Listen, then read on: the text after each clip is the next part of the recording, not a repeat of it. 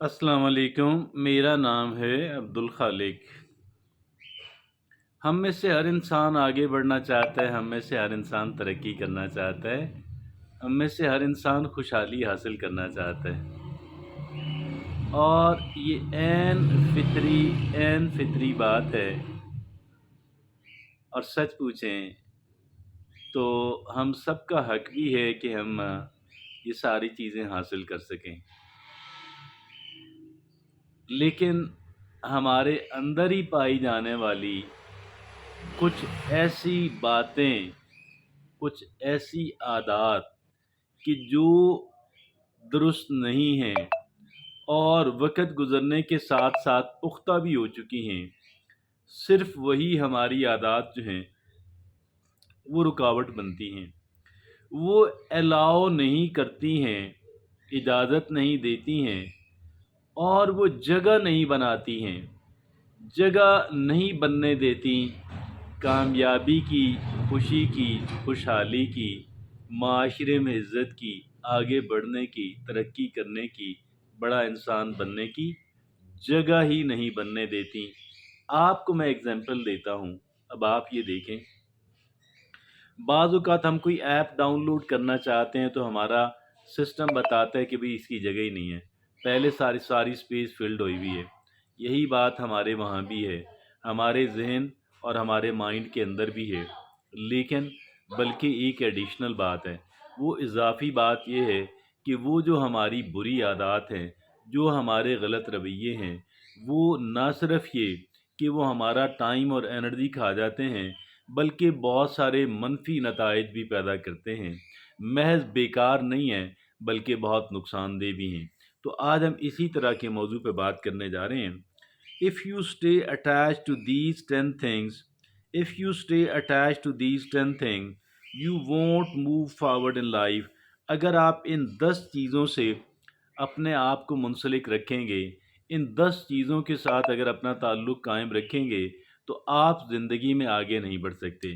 वो कौन-सी 10 बातें हैं, आइए जानने की कोशिश करते हैं, ताकि अगर हमें पता लग जाए, तो फिर हम उनसे जान छुड़ाने की, हम उनसे अलग होने की कोशिश करें। पहली बात है, योर पास्ट लाइफ और योर पास्ट डिसीजंस। दर हकीकत ये है, हमने माजी के अंदर तमाम तर लोगों ने कई एक गलत फ़ैसले किए, कई एक गलतियाँ की और उनके गलत नताइज भुगते। अब हम लोग क्या करते हैं, हम उनको याद कर के पछताते रहते हैं, हाथ मलते रहते हैं और कहते हैं मेरी ज़िंदगी बर्बाद हो गई।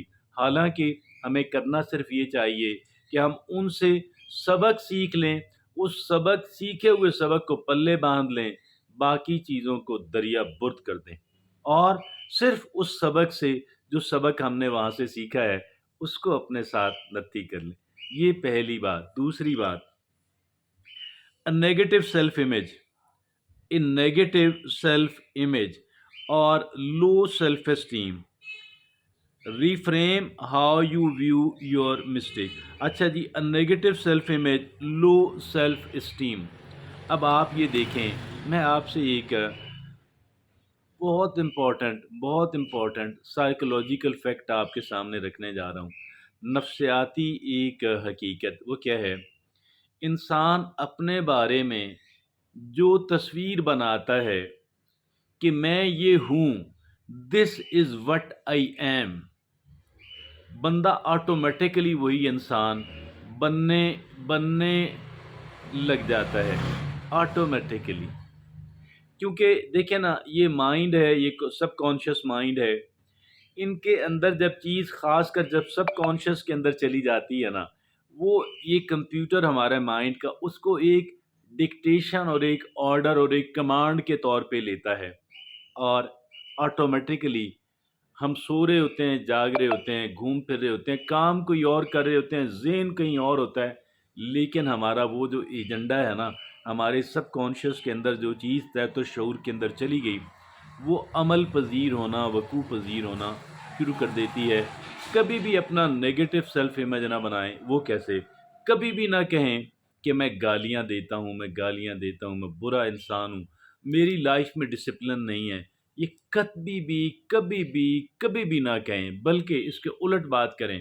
میں صبح وقت پہ جاگتا ہوں، میں امپلسو ڈیسیژن، میں یعنی گویا کہ میں ایک سیلف ڈسپلنڈ انسان ہوں، میرے اندر نظم و ضبط ہے، میرے اندر سیلف کنٹرول ہے، میں میں اپنی ہیلتھ کا خیال رکھتا ہوں، میں واک کرنے جاتی ہوں، میں گویا کہ بری صحبت میں نہیں بیٹھتی، یعنی اپنے بارے میں یہ چیزیں کہنا شروع کر دیں، بار بار بار بار بار بار کہنا شروع کر دیں، اتنا کہیں کہ آپ کے سب کانشیس تحت شعور کے اندر چلی جائے، اور پھر وہ اس کو کمانڈ کے سمجھ کے عمل کرنا شروع کرے گا۔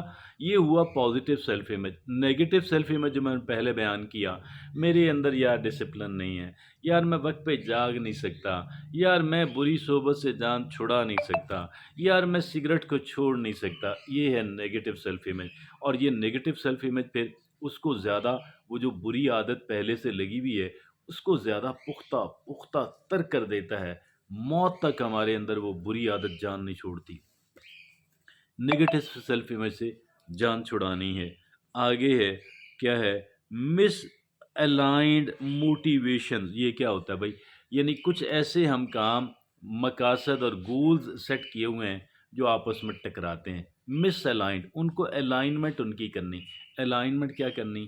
کہ وہ سارے ایک دوسرے کو سپورٹ کریں، جتنے ہمارے زندگی کے مقاصد ہیں وہ ایک دوسرے سے تضاد میں، ٹکراؤ میں، جنگ میں نہ رہیں، بلکہ ایک دوسرے کی مدد کرنے والے، کوآپریٹ کرنے والے ہوں اور انٹر کنیکٹڈ ہوں، تاکہ ایک سائڈ پہ جو ڈیولپمنٹ ہے وہ دوسری سائڈ کی ڈیولپمنٹ کو آٹومیٹکلی سپورٹ کرے اور اس کو آسان بنائے۔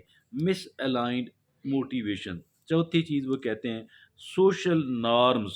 سوشل نارم، یہ جو ہوتا ہے نا، بہت زیادہ سوشل نارمز جو ہیں، ٹھیک ہے ان کا خیال ایک حد تک رکھنا چاہیے، لیکن اگر ہم ان کو ورشپ کرنا شروع کر دیں، ان کی پوجا شروع کر دیں، ان کو حتمی سمجھ لیں، تو شاید یہ بھی رکاوٹ بن جائیں گے۔ اور اس میں پھر آ جاتا ہے پیپل پلیزنگ، لوگوں کو خوش رکھنا۔